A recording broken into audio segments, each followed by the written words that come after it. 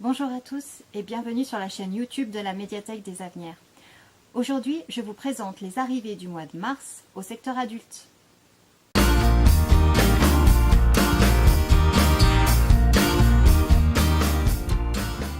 On attaque tout de suite par l'arrivée des romans.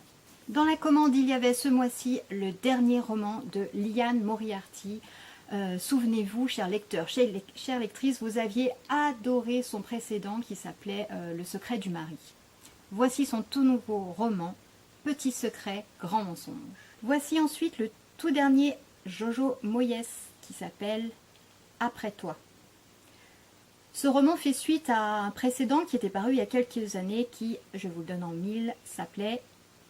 Et oui, Avant toi. Voici maintenant le roman d'une auteure israélienne qui s'appelle Zerouia Chalev et qui nous livre un roman qui s'appelle La douleur.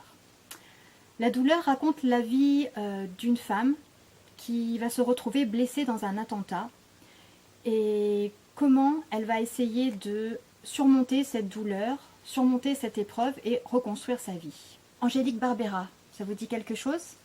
Mais si, souvenez-vous, vous aviez adoré son précédent, l'instant précis où les destins s'entremêlent. Et bien voici son nouveau, qui s'appelle La vie enfouie de Martha K. Dans ce roman, elle nous raconte le destin assez curieux de Martha, son héroïne, qui est retrouvée amnésique à la frontière entre l'Allemagne et la Pologne. Et voici le dernier roman de François Roux qui s'appelle Tout ce dont on rêvait. Souvenez-vous, il avait écrit il y a à peu près 3 ans de ça Le bonheur national brut, qui était une fresque sociale et politique sur la France des à peu près 30 dernières années, à travers l'amitié et le destin entremêlé de 4 jeunes hommes. Cette fois-ci, François Roux situe plutôt son récit dans les années 90 et se met cette fois-ci dans la peau d'une jeune femme qui s'appelle Justine. Pour rester dans les romans plutôt sociaux et politiques, voici par Patrick Rambaud la suite de sa satire politique du règne de notre président François Hollande. On continue maintenant avec le très attendu Delphine Bertholon. Voici son tout dernier, donc sorti le 1er mars et qui s'appelle Cœur naufrage. On change de style, il y en a pour tous les goûts en ce mois de mars. Voici le dernier roman d'Antonin Varenne qui s'appelle Équateur. Là, on est plutôt dans le roman d'aventure. On est en 1871 aux États-Unis. Le personnage principal s'appelle Pete Ferguson et ce Pete Ferguson est en fuite. Il traverse donc les États-Unis. Il va être embauché pour survivre en tant que chasseur de bisons. Mais il va se mettre dans une sale histoire, ça va mal tourner. Il va être obligé de fuir encore et de partir cette fois-ci direction le sud. Il va arriver au Guatemala, mais là encore, il va se mettre encore dans des sales histoires. Sa route va croiser celle d'une femme, et peut-être l'occasion de recommencer une nouvelle histoire. On fait un petit tour maintenant du côté des polars. En ce mois de mars, je vous en propose 3. L'auteur Keigo Higashino, qui est considéré comme le plus grand auteur, enfin l'un des plus grands auteurs japonais contemporains de romans policiers. Voici le 4e roman de Bernard Minet qui s'appelle Nuit.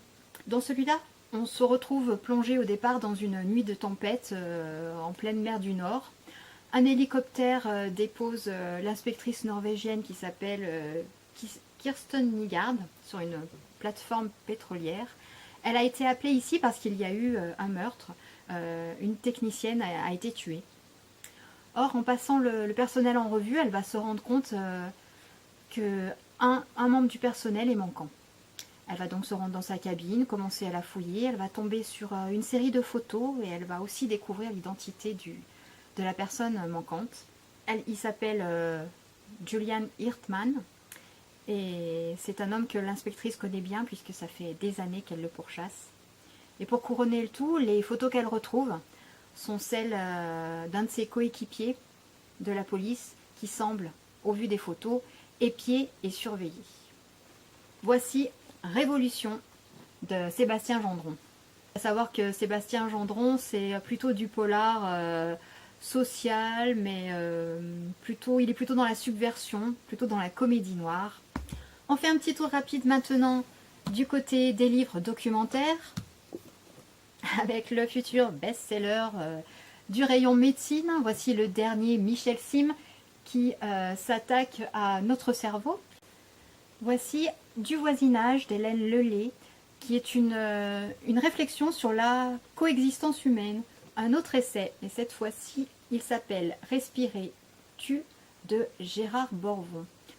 On continue sur les questions environnementales avec ce livre, Objectif Soleil, de Bertrand Piccard et André Borschberg.